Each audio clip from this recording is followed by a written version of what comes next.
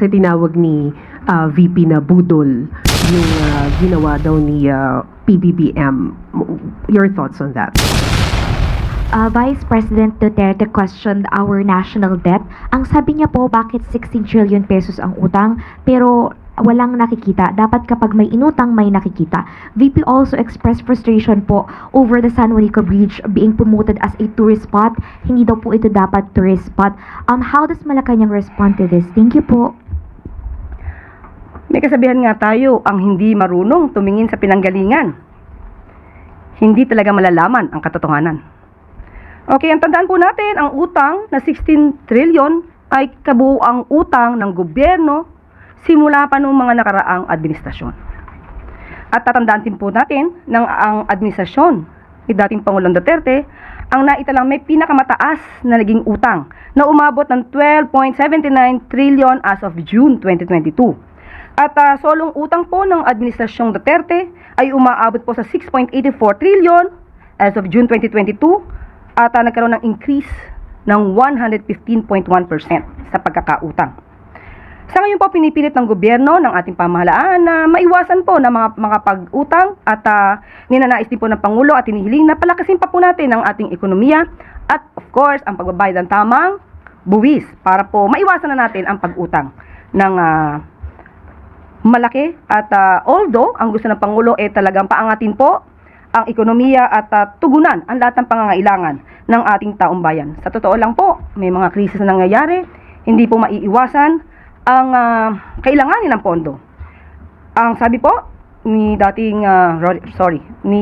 Vice Presidente, hindi daw po niya nakikita. Sa kanyang talumpati sa Australia, binanggit niya po na mayroong balita patungkol sa magagandang nangyayari sa ekonomiya.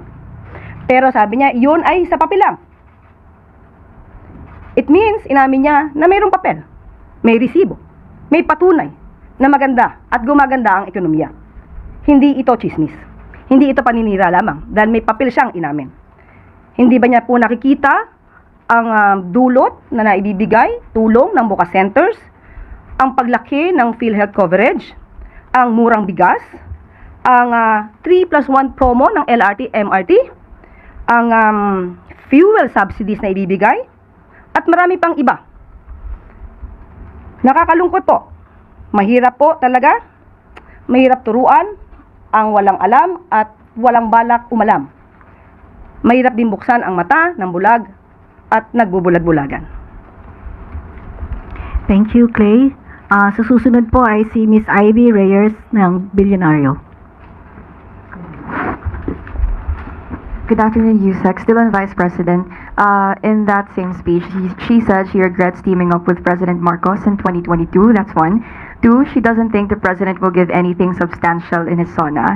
And last, while she has no ill feelings for the president, she has a problem with his performance, pointing out the lack of direction of the admin. Yun lang po. Thank you.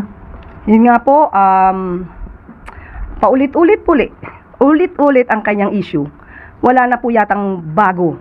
Natin niya na pong sinabi yan, nagsisisi siya. Pero talaga po sigurong ganyan na mangyayari dahil ang Pangulo po, ang nais na mga makakasama niya sa kanyang administrasyon ay nagtatrabaho. Nagtatrabaho at mabilis umaksyon. So kung wala po nakikita ang Vice Presidente na maaaring gawin ng Pangulo, ganyan po talaga ang mangyayari kapag ka po hindi binubukas ang isipan at ang mata at ang puso para sa taong bayan. So kung hindi po talaga siya makikinig at hindi niya po titignan ang mga records na nangyayari sa gobyerno, wala po talaga siyang malalaman. Maricel Halili, TV5. Magandang hapon, Yusek. Yusek, going back on VP Sara's statement, on the part of the President, meron ba siyang regrets also na nakipag-team up siya with the VP?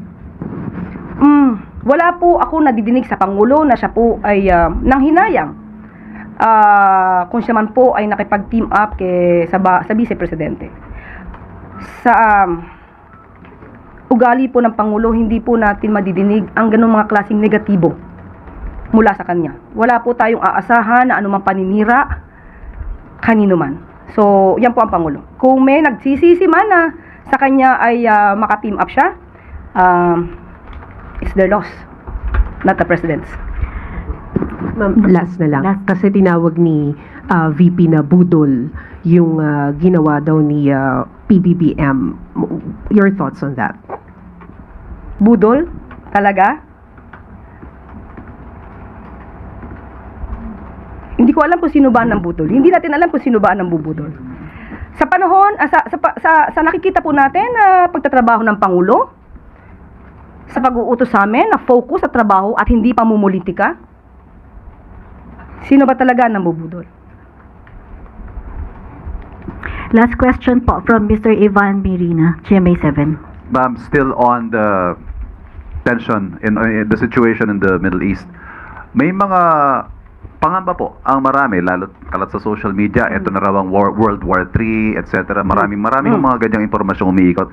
What does the President want to tell the Filipino people about what to brace for and the actual situation? Ano ho bang kailangan natin pag-ingatan dito at anong kailangan isipin ng mga tao sa gitna po ng nangyayaring ito? Unang-una, ang gustong iparating ng Pangulo, handa po tayo sa anumang mangyayari at lahat po ng pangangailangan ng taong bayan ay tutugunan po ng pamahalaan. At wag po sila mag-alala dahil ang gobyerno po ngayon ay nagtatrabaho para sa ating lahat. Wala na pong katanungan, Yusek. Bago pala po tayo magtapos, hindi ko po nasagot yata yung tungkol sa San Juanico Bridge. Okay. Dalawa kasi napagsabay. Okay. Sabi nga natin nakakaalarma ang kakulangan sa kaalaman. Nagiging sanhi ito ng kasinungalingan. Tandaan mo natin, ang San Juanico Bridge, ito po ay simbolo ng kagandahan at engineering capabilities nung panahon, nung 1973. Siguro karamihan sa inyo, karamihan sa atin, hindi pa pinapanganak. Pero hanggang ngayon, nakatatag pa rin, nandiyan pa rin, ang San Juanico Bridge ay kailangan lamang ang rehabilitation. At tandaan po natin, hindi po sa sukat o haba or iksi o haba ng tulay, masasabi mo na ang isang tulay ay dapat gawing tourist spot. Tandaan natin, ang San Juanico Bridge ay mayroong 2.16 kilometers na haba. Ang Golden Gate ay mayroong 2.7 kilometers. Pero ang Golden Gate sa San Francisco ay tourist spot. At pati yung El Marco Bridge na pinakamaiksing tulay na may sukat na 6 meters ay tinatawag ding tourist spot. Ang masakit lang, kapwa nating Pinoy, ibinabagsak ang turismo ng bayan, inaangat ang turismo ng ibang bansa. Samantalang ang Pangulo kagagaling lamang sa Japan para palakasin ang turismo ng ating bansa. Maraming salamat, Yusek Claire. Maraming salamat, MPC. At bago tayo magtapos,